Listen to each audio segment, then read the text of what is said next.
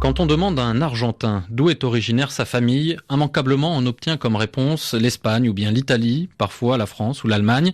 Rares sont les Argentins qui reconnaissent venir d'Afrique. Pourtant, des afro-descendants, il y en a dans le pays.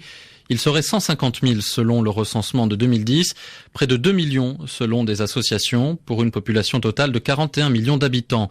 Et depuis quelques années, ces afro-argentins tentent de faire entendre leur voix. L'Argentine renoue avec ses racines africaines. C'est le grand reportage de Marine de la Moissonnière, Marine que l'on retrouve dans un quart d'heure. Je m'appelle Maria La Madrid, j'ai 70 ans, je suis employée de maison, je suis afro-argentine, je suis de la 5e génération de descendants d'esclaves.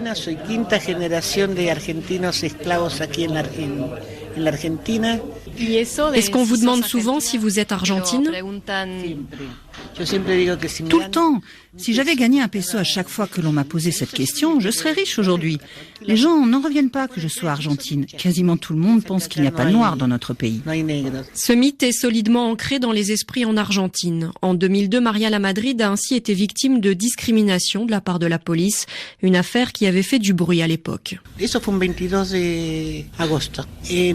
Ça s'est passé le 22 août 2002 à l'aéroport international de Buenos Aires. Je n'oublierai jamais ce jour. Je devais aller au Panama où j'avais été invitée à participer à une conférence du fils de Martin Luther King. Au moment de monter dans l'avion, on me dit « Votre passeport est faux ». Les policiers m'ont conduite dans une cellule au sous-sol de l'aéroport. Il était 10 heures du matin, j'en suis sortie à 18 heures. Toutes les 5 minutes, quelqu'un venait me voir et me demandait « Vous êtes péruvienne ? Vous comprenez l'espagnol ? Ou bien « Ça fait longtemps que vous êtes sans papier ?» Moi, je refusais de répondre. Je ne voyais pas pourquoi je devais me justifier alors que j'avais mon passeport en règle qui prouvait que j'étais argentine. Je ne savais pas si je devais rire ou pleurer de ce qui m'arrivait. J'étais tellement en colère. J'avais envie de leur en coller une. C'est horrible qu'on nous traite comme ça. D'après les associations, il y aurait 2 millions d'Afro-Argentins, des petits-enfants et arrière-petits-enfants de Cap-Verdiens arrivés à la fin du 19e et au 20e siècle, et aussi des descendants d'esclaves. Au début du 19e siècle, 30% de la population de Buenos Aires est noire. Dans certaines régions du nord-ouest du pays, c'est même plus de la moitié. Les différentes guerres, notamment celles d'indépendance, les épidémies aussi, font diminuer le nombre de noirs. Ils se mélangent également aux migrants blancs arrivés d'Europe. Mais ils n'ont jamais complètement disparu, contrairement à ce que soutiennent les fondateurs de l'État argentin. Marta Goldberg est historienne. Les autorités argentines ont essayé de faire disparaître les Noirs sur le papier. Officiellement, ils n'existaient pas. Le gouvernement avait décrété qu'il n'y en avait pas. À partir du recensement de 1869, la catégorie noire n'existait plus. Seule la nationalité est précisée, mais pas la couleur de peau. Mais sur les papiers d'identité, elle a figuré à un moment. Oui, mais la couleur de la peau, ça pouvait être blanche, de la couleur du blé ou olivâtre, pas noire. Derrière ces mots, on cachait les afro-descendants. Si l'État a fait disparaître les Noirs de cette manière, c'est parce qu'il considérait qu'à cause d'eux, l'Argentine était en retard. Les premiers présidents, les pères fondateurs du pays, voulaient bâtir une nation blanche. À l'époque, les Blancs étaient considérés comme des êtres supérieurs. Les hommes politiques rêvaient de civilisation. Et la civilisation, c'était l'Europe. D'ailleurs, dans la Constitution de 1853, il est écrit que le gouvernement encouragera l'immigration européenne. Cet article figure toujours dans la Constitution actuelle. À l'époque, on a même fait venir d'Europe des semences, du bétail. Tout ce qui venait d'Europe était supérieur.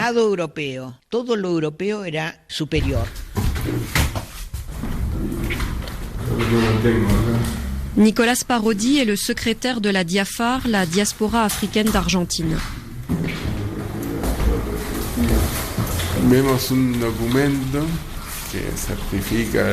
C'est la photo de la carte d'identité d'une femme, état civil veuve, date de naissance 1879 à Buenos Aires en Argentine. Sa taille est indiquée et aussi la couleur de sa peau, blanche, cheveux bruns. Pourtant, quand on regarde la photo de cette femme, on voit clairement qu'elle est d'origine africaine. Contrairement à ce qui est indiqué, elle n'a pas la peau blanche. Cette carte d'identité a été faite en 1946 à Buenos Aires.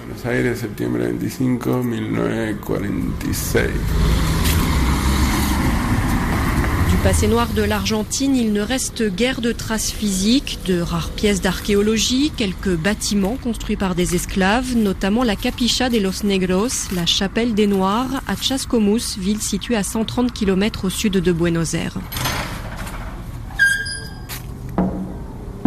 On se trouve ici dans la chapelle des Noirs. Elle a été érigée en 1862 par la communauté noire de l'époque. Classé monument historique, c'est depuis 2010 l'une des étapes de la route de l'esclave tracée par l'UNESCO.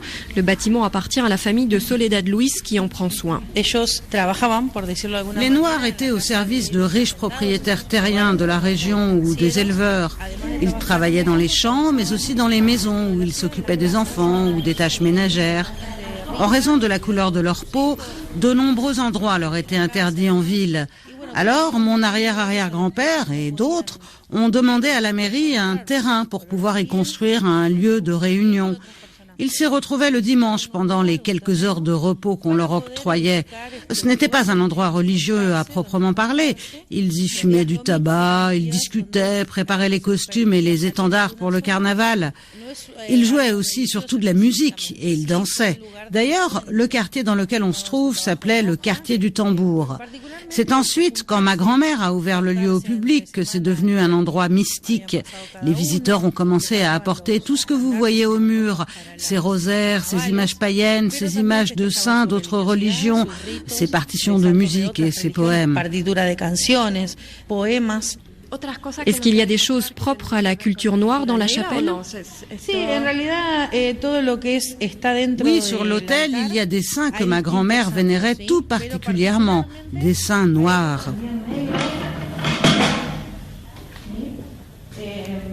Vous pouvez voir la Vierge Noire et Saint Martin de Porres notamment. Ce que je veux vous montrer aussi, ce sont les caractéristiques originelles de la chapelle. Le sol est en terre et c'est d'époque. Les murs sont en torchis. Le toit était en paille, mais il a été emporté par une tempête et il a été remplacé par du zinc. Pour vous, c'est un endroit mystique ou historique? Mystique. J'ai beau faire partie de la communauté noire et venir ici souvent, je ressens quelque chose dans cette chapelle et je ne suis pas la seule. Les enfants surtout éprouvent cette sensation. Les visites guidées durent 2 heures entre le centre-ville et la chapelle. Eh bien, c'est le seul endroit où les enfants se tiennent tranquilles. Même les maîtresses me disent qu'il y a quelque chose dans ce lieu qui les calme. Je sens une présence, une énergie. Ici, vous savez que vous n'êtes pas seul. Vos sabes que no estás solo acá adentro, eso sí. Eso sí se siente.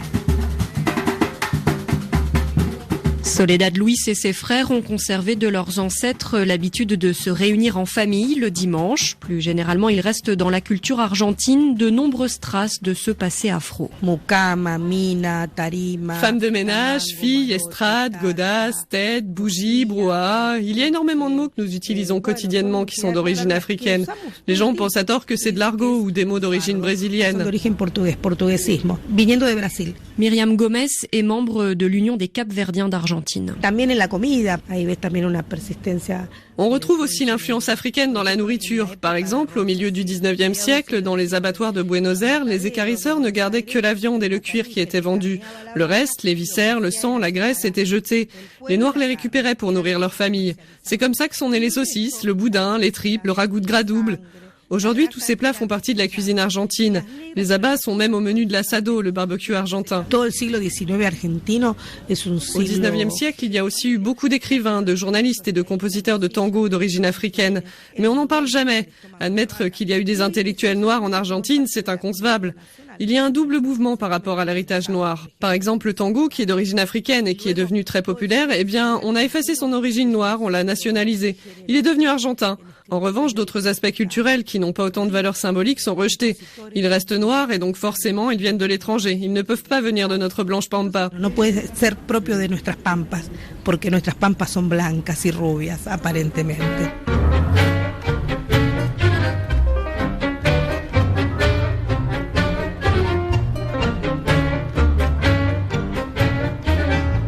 Ce discours officiel est en train de se fissurer. Depuis quelques années, les afro-descendants tentent de s'organiser et revendiquent une place dans la société.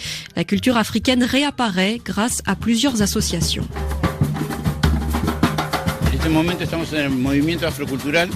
En ce moment, on se trouve au mouvement afroculturel au 500 de la rue Defensa dans le quartier de San Telmo à Buenos Aires. Je m'appelle Diego Bonga. Je suis l'un des pionniers de la lutte pour la récupération de l'identité afro. Ce bâtiment, on l'a obtenu après avoir porté plainte contre l'État pour discrimination raciale. Ici, on essaie de faire connaître notre culture, ce qu'on a pu en préserver au cours des années. Vous avez fait un procès à l'État afin d'obtenir un espace pour pouvoir développer la culture afro-argentine ? Oui, car il y a des traités internationaux qui obligent les gouvernements à protéger et à donner des moyens aux minorités. Ici, on se bat pour diffuser notre culture et pour que les gens prennent conscience que le racisme est présent partout, dans leur foyer, dans les écoles, au sein des institutions. Qu'est-ce que vous faites concrètement ? On donne des cours de danse africaine, de chant, de percussion, de capoeira. Et puis ce lieu est aussi un espace socio-politique où l'on discute de ce qui ne va pas. On élabore des projets. Par exemple, le dimanche est un jour de réflexion collective. On essaie de toucher le cœur des gens au travers de la musique d'origine africaine. On joue en plein air, gratuitement. Et en même temps, on essaie de faire bouger les mentalités. On parle aux spectateurs d'une partie de l'histoire que bien souvent, ils ne connaissent pas, car elle ne figure même pas dans les livres d'école. Vous avez l'impression que les choses sont en train de bouger en Argentine ? Oui, mais c'est parce que nous nous battons comme des guerriers pour que les choses changent.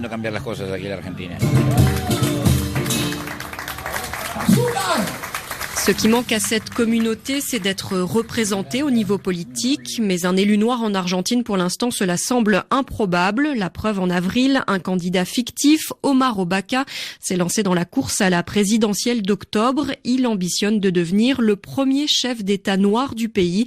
Tout le monde a compris qu'il s'agissait d'un coup de pub et pas seulement parce que ses promesses de campagne étaient loufoques.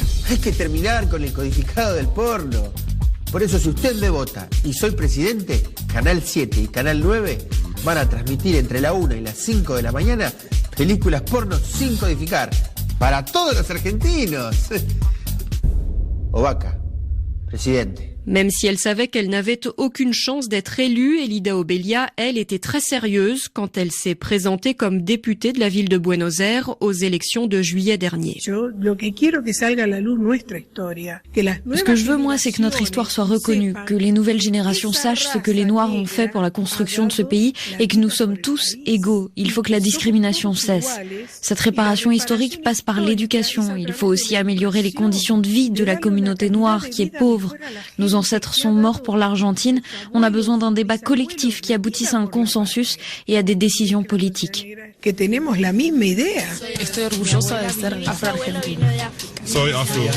Sous la pression des afro-descendants, les choses évoluent peu à peu. Leur existence est désormais reconnue officiellement. Le recensement de 2010 a tenté d'évaluer leur nombre. Et depuis 2013, le 8 novembre est la journée nationale des Afro-Argentins et de la culture afro.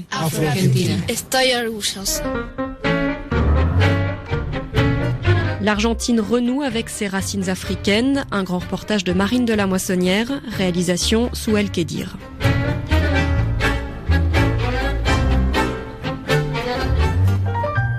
Marine de la Moissonnière, bonjour. Bonjour. Comment peut-on expliquer la naissance de ce mouvement, cette mobilisation récente des afro-descendants en Argentine ? En fait, c'est une conjonction de plusieurs facteurs pour certaines personnes que j'ai rencontrées lors de ce reportage. La crise de 2001-2002 a été déterminante. L'Argentine est alors secouée par une tempête économique, mais aussi sociale et politique, la plus grave de son histoire. Et cela conduit les Argentins à s'interroger sur leur identité, à redécouvrir leur histoire. Et dans ce processus, des hommes politiques ont également joué un rôle. Oui, l'élection de Barack Obama était un détonateur pour d'autres. Et puis aussi l'arrivée au pouvoir de Néstor Kirchner en 2003, puis de sa femme en 2007. Le couple présidentiel qui a accordé beaucoup d'importance aux droits de l'homme et aux droits des minorités. Enfin, dernier élément, c'est l'arrivée de migrants africains depuis une dizaine d'années, des Sénégalais notamment. Ils seraient environ 10 000, essentiellement à Buenos Aires. Et ils sont très visibles parce que beaucoup d'entre eux travaillent dans la rue, ils sont vendeurs ambulants et leur présence, elle a aidé les Afro-Argentins à sortir de chez eux, à ne plus se cacher et à revendiquer leur place dans la société, une place que leur avait refusé le discours officiel comme on l'a vu dans le reportage. Ce mouvement afro-argentin, Marine, il est toutefois très divisé, ce qui l'empêche pour le moment d'avoir un véritable poids. Oui, il y a une dizaine d'associations d'Afro-Argentins qui ont du mal à parler d'une seule voix. Il y a notamment une ligne de fracture forte entre ces groupes autour de la question de l'attitude à adopter envers les Africains arrivés récemment en Argentine dont je vous parlais à l'instant. Certains Afro-Argentins ne font pas de distinction. Nous sommes tous d'origine africaine et nous devons être solidaires, nous battre ensemble contre le racisme. Voilà leur position. D'autres, en revanche, estiment que parce qu'ils sont descendants d'esclaves, ils occupent une place à part. Ils réclament donc qu'on les appelle autrement, par souci de rigueur historique. Afro-argentins de souche coloniale, c'est le terme qu'ils ont choisi. Mais au-delà de l'histoire, certains soulignent que les Africains arrivés récemment sont des migrants économiques, alors que eux, leurs ancêtres, ont souffert. L'Argentine leur est donc redevable, financièrement notamment. Ils espèrent qu'un jour, l'État les indemnisera. Pour résumer, il y a une différence, disent-ils, entre être noir en Argentine, comme ces migrants, et être les noirs de l'Argentine, comme ils le prétendent. C'est un discours assez étonnant de la part de personnes qui disent lutter contre le racisme. Lutte contre le racisme, toutefois, sous toutes ses formes, aussi le racisme présent dans le vocabulaire. Oui, il y a une particularité linguistique en Argentine. Le mot négro, noir, est aussi employé pour parler de manière péjorative des classes populaires dans leur ensemble, peu importe la couleur de la peau d'ailleurs. Et donc pour les afro-descendants, au stigmate de la couleur de la peau s'ajoute celui de la pauvreté. Une double discrimination donc à la fois sociale, politique et raciale, un amalgame contre lequel il aurait difficile de lutter. Marine de la Moissonnière, merci d'avoir été avec nous.